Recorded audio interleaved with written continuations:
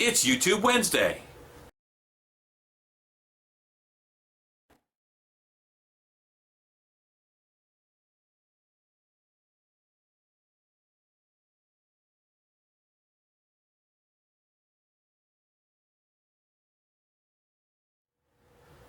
I know it's been a while. I'm going to do a plastic corpse skeleton. I'm going to show a few techniques and tricks that I didn't show last time on the last video, which was quite a while ago. A lot of people have taken this technique and gone wild with it, and I love that. There's a lot of things that I do with it. Eventually, hopefully, I'll get to do videos on those. But for now, let me make another corpse or two, and I'll show you some of the tricks that I haven't shown you before. This has about 30 of those little nuts on them, and everywhere all over this skeleton you need to just check them and tighten them. When they put them together at the factory, they just kind of put them on. I think I got these from Harbor Freight. It's a 0.5 mil, 108 square foot, 9 foot by 12 foot plastic tarp. Nice and thin, so I want to do several layers. Just to help with the initial adhesion, I'm going to go ahead and spray some adhesive onto this, some spray adhesive. This is a Super 77, and I'm going to go ahead and spray it on the torso where I'm about to connect these masses together.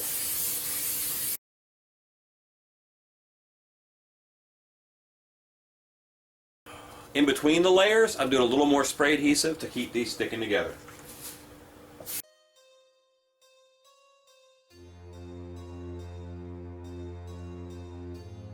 I'm not worried about wrinkles in it. Those are going to look great when I hit this with the heat gun.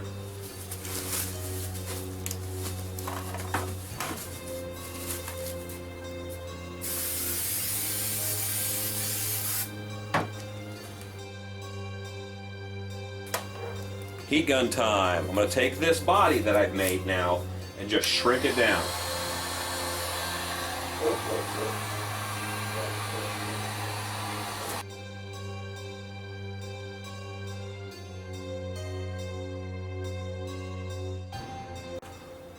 Since I have this great open exposed cavity, I'm going to put some guts in it.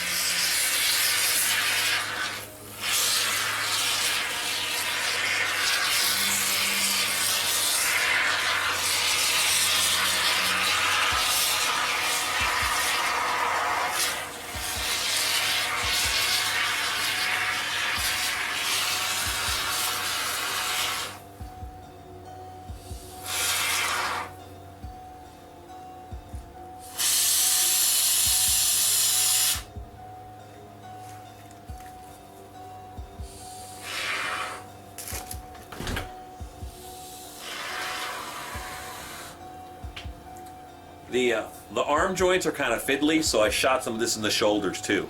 That'll help firm everything up.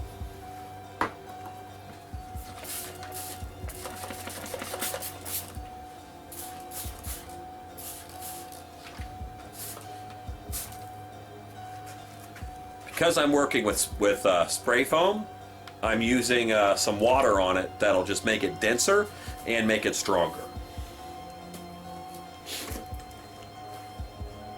The chest cavity I really can't touch right now because I've just done fresh foam guts. I'm going to slide it up and work on these legs.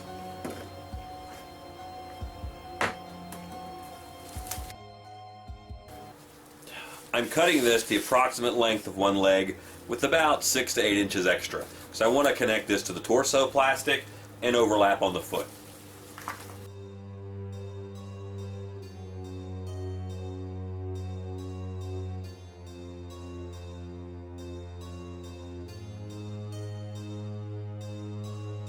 I want to give the ankle extra support so the foot's not floppy, less likely for their connection to break. So I'm going to take a little piece, which this is folded up, so I'm going to have to unfold it. And I'm going to wrap that around the ankle and heat that up, and that'll make that ankle nice and strong.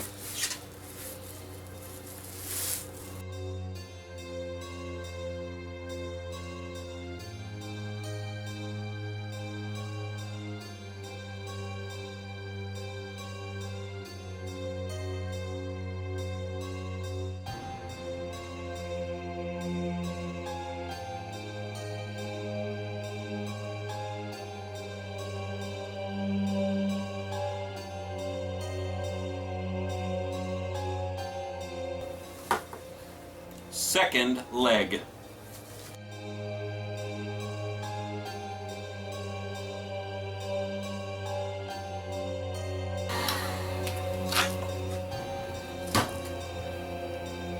Okay, both legs are now corpsed, and I made sure I put a few holes in here so you can still see the bone underneath.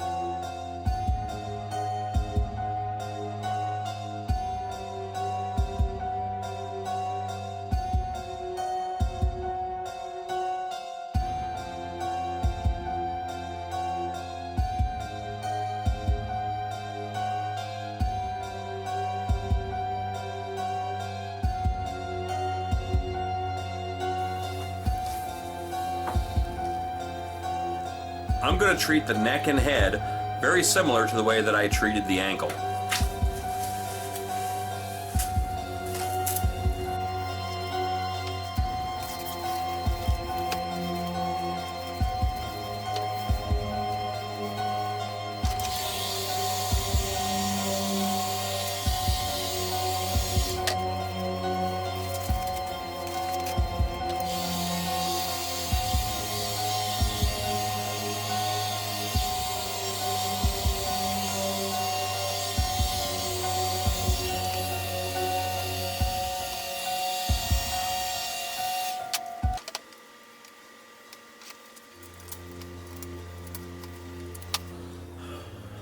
I cut the springs to keep the mouth closed because an open mouth is cooler looking.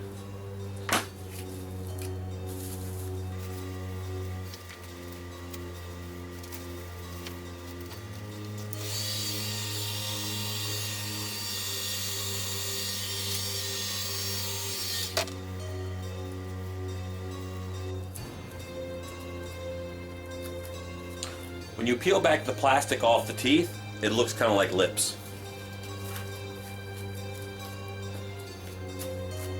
I have over here some silicone caulk, clear, naphtha. This is brown paint and saddle tan leather stain that I use for doing washes on my masks. And a Hardy mixing container because naphtha eats a lot of stuff. Naphtha's gross, work outside, fans, whatever, respirator. Naphtha's kind of nasty. And keep it off your skin.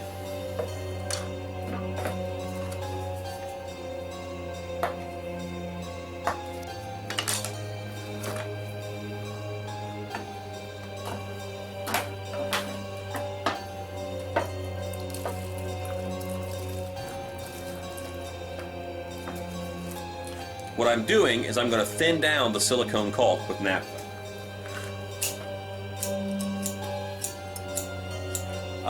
I don't have measured amounts. I'm just going for it until it's thin enough.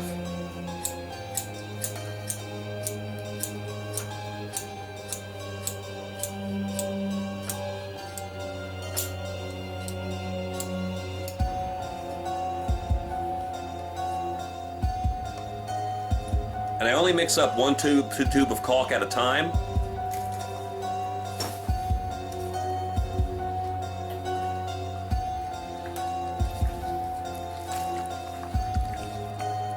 that caulk is slowly breaking down into naphtha and becoming thinner and thinner.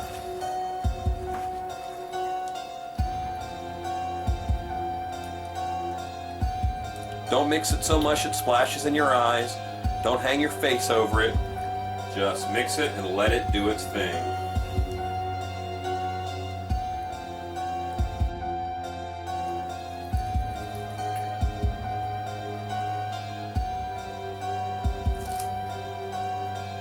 Put a little bit of the paint in.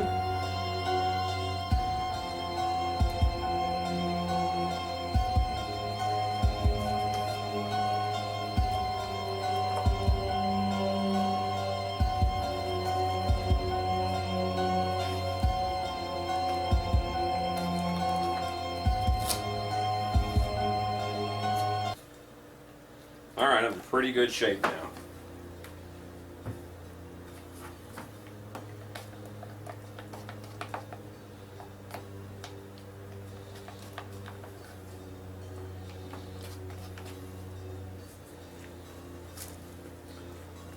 I'm going to get on a thicker pair of gloves. I like to spread this out with my hands. You guys might not want to do that. You can use a brush.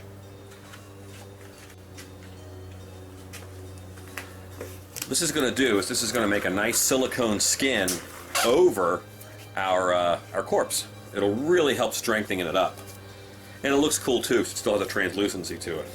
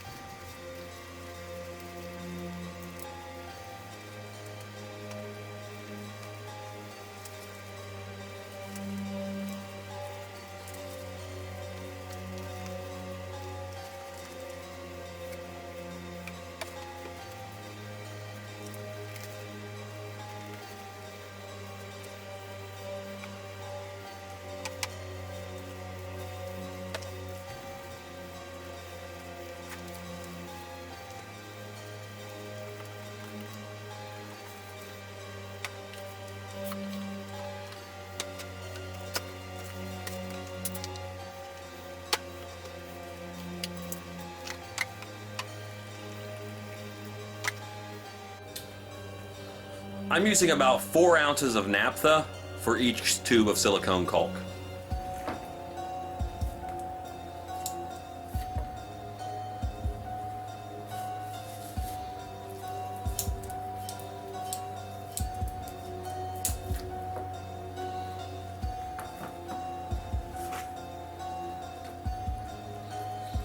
It'll mix easier if you do half the tube of caulk at a time.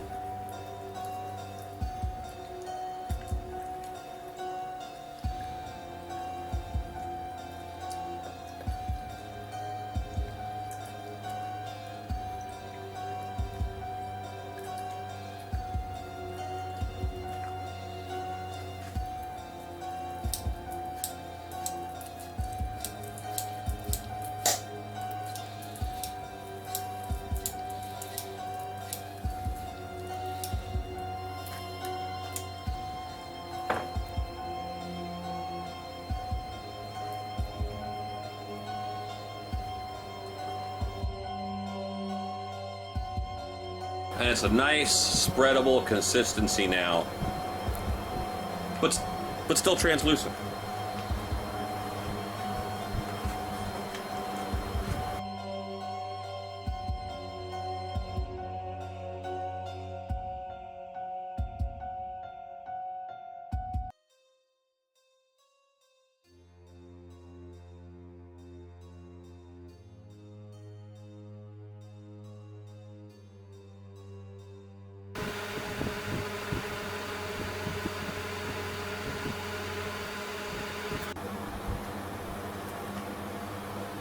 I wanted to pop a hole in his back to make sure I had some exposed spine.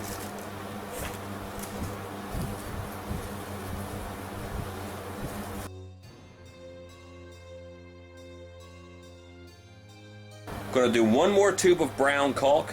That's 3 tubes, and then I'll do a red one for up front.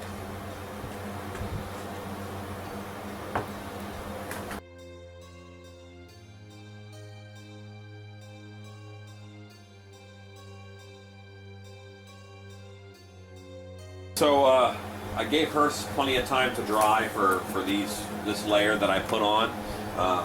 Here is the bucket that I used, and you can see the dry stuff still looks nice and glossy and nasty.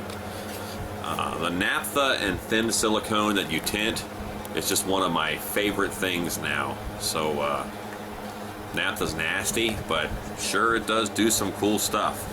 So I'm going to go ahead and mix up some red, and then I'll do the red on the guts, and I'll be just about ready to call this girl done, except for some touch-up paint. So, mixing. Gloves.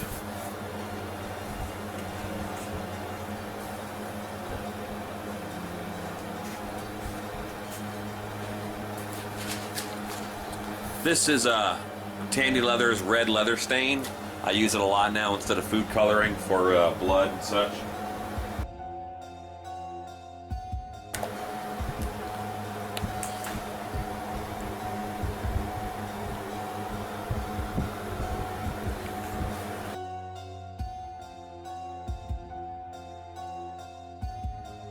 I'm going to go ahead and paint inside the mouth. It's a big open cavity. I'm going to paint inside the mouth, inside the nose, the same red mixture.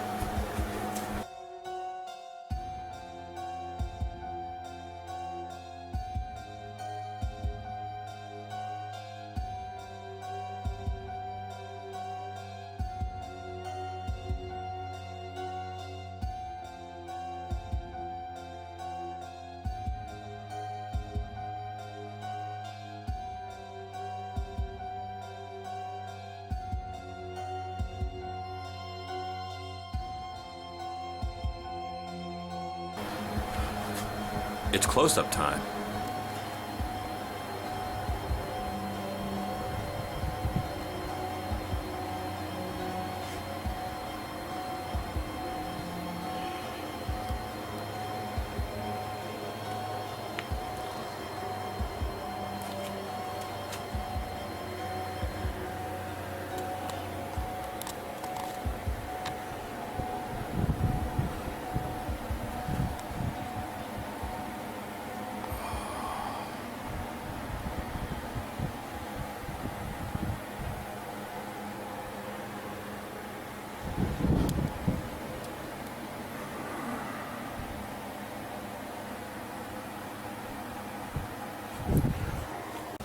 Go make stuff.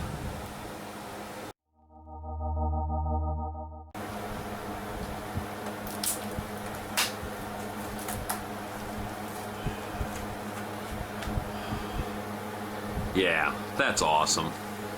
Yeah.